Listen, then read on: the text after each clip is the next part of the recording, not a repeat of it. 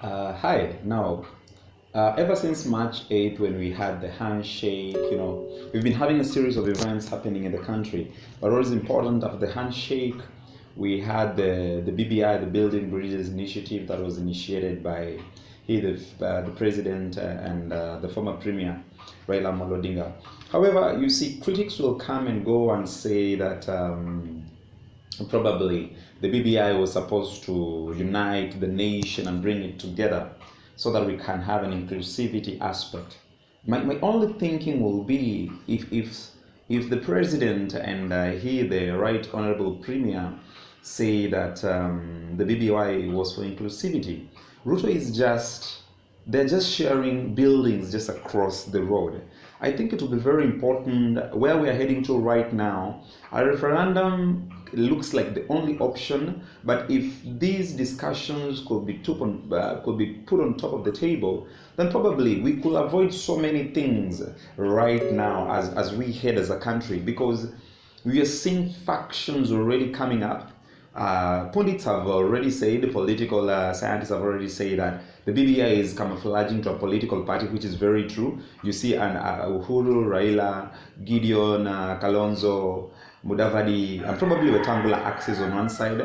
And the other side of, I don't know whether it will be a no side or it will be a yes side, we are having William Ruto, the Kipchumba Murkomens, the speaker from I think Western region, and the few the Duales and stuff. But you realize that from the rural side, you see there's a lot of, it's kind of an aging, not an aging population per se, but a youthful kind of setup of politicians who are pushing him to the presidency in 2022. And the whole take here is I'm feeling like as a nation, if you really mean good for this nation, I think it will be important that we have all these players on top of the table. Where we're heading to as a nation, we're having some frictions already. We are not so sure where we are heading to, but we are seeing the BBI activities bringing factions, different factions together. People want to come and spoil the festivities that are happening within the BBI. So it's very important, if not welcome Marcomen, but go meet Marcomen somewhere and hey, this is a BBI rally. We need inclusivity. It's interesting to see how it camouflages when we go to Nakuru, probably Eldoret, and I think it already started. We are going to see a lot more of Kipchumba Murkomens, the couriers, and some of the Rift Valley governors and leaders like Kositani and the rest. Wanting to dominate in Nakuru and Eldoret. Remember, these are areas that are predominantly, let's say, it's one of Ruto's backyard. So with the kind of environment that we're having right now, I think it's very important that we tread so carefully. But as it stands right now, Raila is almost having an edge over Ruto. It's only a matter of time that we see when will Ruto just say enough is enough. Are we likely to see that? It's a hard impossibility. Raila was suffocated in Musumkate government. He never left. I was listening to Mutai Nguni the other day, and he's saying that William Ruto will be impeached. Kinda.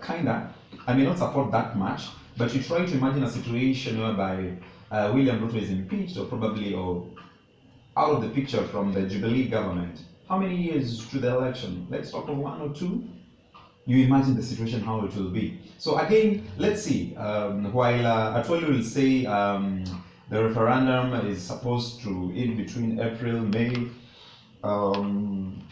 What is his name? Orengo will say April, May. Atwoli will say somewhere around July. Where is coronavirus in this picture? Right now, we're only having like 3 countries in Africa, Nigeria being the latest one, that is having the reported cases of coronavirus. Guys, coronavirus is a threat. It is a serious threat. While we are reading articles saying that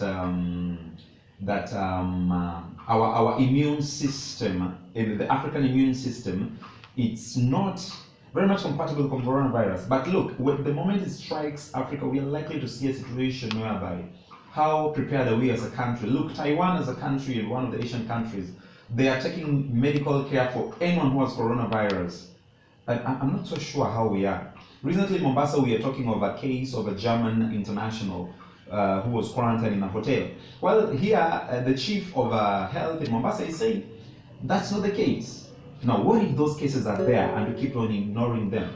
What if the passenger flight that carried 239 people, did we see any strategy of these people being quarantined for the 14 weeks? We're not even very sure of that. So as a nation, we need to have fundamental talks. Right now, there's a serious escalation of prices from furniture, from mobile phones. We are likely to see if we don't get the virus, the treatment as expected in the maybe the 5 to 6 weeks, then probably Africa as a nation, we are starting to go in a situation whereby how prepared are we? How are regional economic blocks prepared? That said and done, BBI rallies in Nakuru and Eldoret and the rest are interesting reads. You realize already there's a rift between the DCI and the ODPP. Someone saying the files are delaying. Slowly, are the chickens coming to roost? Are cases not being prepared adequately before they are taken to the courts?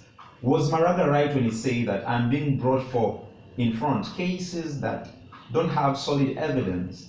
We just have a new LSK president. He's been very vocal in how the DPP and the DCI are handling cases within the courts. So it's an interesting moment for, we're just coming from the Black African Month in the month of February.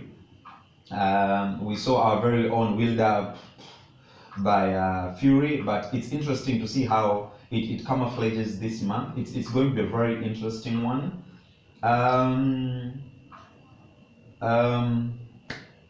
Just as Gideon said, it is a sure bet. Is it really a sure bet? Stick by for more of my insights. I'm